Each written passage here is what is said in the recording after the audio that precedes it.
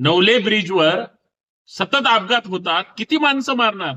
महिन्याला जर 2-5 लोक मरत असतील, वर्षभरामध्ये महाराष्ट्रामध्ये सगळ्यात जास्त अपघाताची जर संख्या कुठं असेल, ते ठिकाण कोणतं असेल तर पुण्यातलं नवले ब्रिज आहे.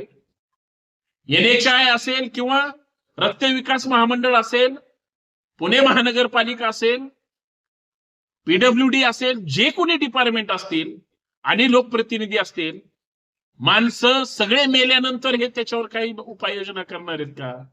दखलच घेणार नाहीत का? आणि माणसं जर अशीच मरू द्यायची असतील तर जरा लाजा वाटू द्या.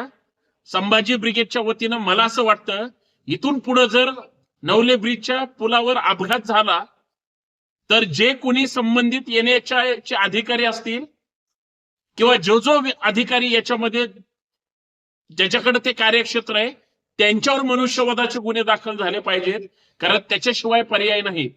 माणसं मरत राहतायत, त्याच्याकडे कोणी लक्ष द्यायला तयार नाही, दखल घेत नाही. फक्त नेत्यांचे दौरे होतात, बघून जातात, माणसं मरतात, अपघात होतात.